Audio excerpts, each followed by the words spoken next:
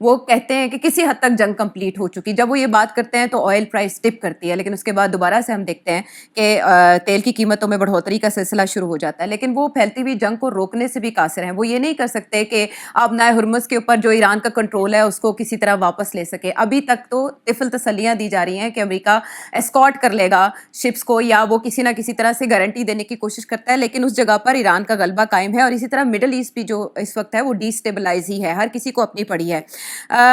Meanwhile president Trump अगर बीच रस्ते भी जंग को छोड़ते हैं तो उसके भी स्ट्रेटेजिक और माशी नताइज इस वक्त कैलकुलेट नहीं किए जा सकते। सेठी साहब, अमरीकी वजीर जंग जो हैं पीट हेग्सेथ, उन्होंने ज़ाहिर है वो रोजाना की ब्रीफिंग देते हैं, फिर प्रेस कॉन्फ्रेंस भी की। उन्होंने ये बताया कि एयर डिफेंस ईरान का खत्म हो चुका है, ईरानी बहरिया को गैर फाल कर दिया गया है और हर तरह का नुकसान ईरान को पहुंचाया जा चुका है। इसके बावजूद आज सबसे सख्त हमले होंगे और हम नहीं रुकेंगे। 14वें दिन में ये जंग दाखिल हो चुकी है और अब तक दोनों जानिब से ये दावे किए जा रहे हैं कि हमने तबाह कर दिया, खत्म कर दिया और हमले जारी रहेंगे। आप क्या देखते हैं प्रेसिडेंट ट्रंप के बयानात? वो जल्दी में भी हैं, यरूशलेम पोस्ट लिखता है कि वो जंग खत्म करना चाहते हैं, लेकिन इसराइल ऐसा नहीं चाहता। तो ये मामला कहां जाकर रुकेगा? 3-4 हफ्ते और कंटिन्यू होता देख रहे हैं आप इस जंग को? 想像してみ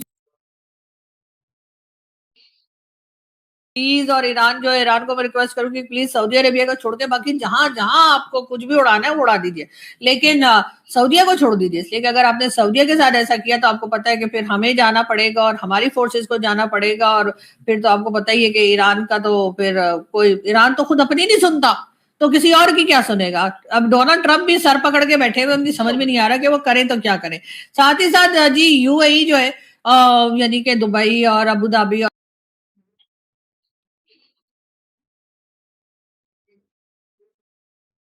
हम इजराइल के साथ खड़े हैं, शामी उन्होंने भी फोन कर लेंगे। वही दोगली पॉलिसी जी पहले तेल लेना ईरान तो उधरों कहना अमरीका साडे पैरी पै जाए।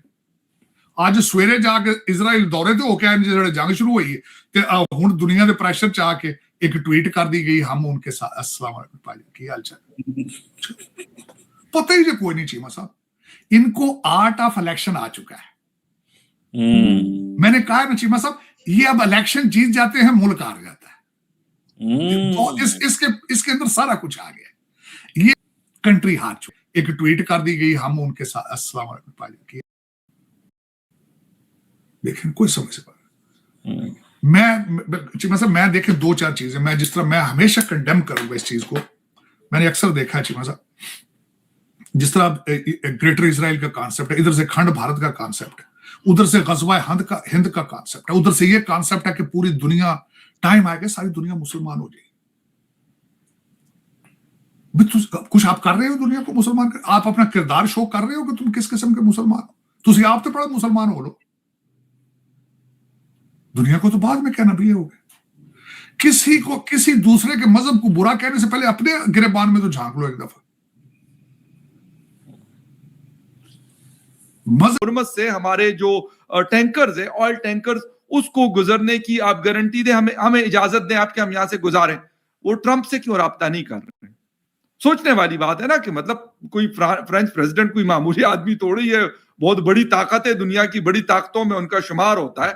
ठीक है, टेक्नोलॉजिकल वाइज देख ले, बाकी चीजों के हवाले से देख ले, न्यूक्लियर पावर है, लेकिन उन्होंने कांटेक्ट किया। देखिए ये मसला ये है कि मेरे ख्याल में पूरी दुनिया को, या जितने भी लोग हैं, क्योंकि इफेक्ट तो सारे हो रहे हैं, ना यूरोप बच रहा है, ना साउथ एशिया बच रहा है, ना जापान ऑस्ट्रेलिया बच रहा है, मतलब नुकसान हो रहा है ना सबका, कारोबार तबाह हो रहे हैं लोगों के साथ, मतलब ना डॉक्टर साहब का और मेरा क्या कसूर है, हम भी इफेक्ट हो रहे हैं, हमारा तो कोई लेना देना नहीं। ठीक है, हम ये कह सकते हैं, डॉक्टर साहब कह सकते हैं चल इजराइल ने ठीक किया, मैं कह सकता हूं कि ईरान ने ठीक किया, लेकिन डायरेक्टली हमारा दोनों का कोई कसूर नहीं है कि इस जंग के हवाले से। लेकिन जंग किसने शुरू की, अब क्या हो रहा है, वो इफेक्ट पूरी दुनिया हो रही है।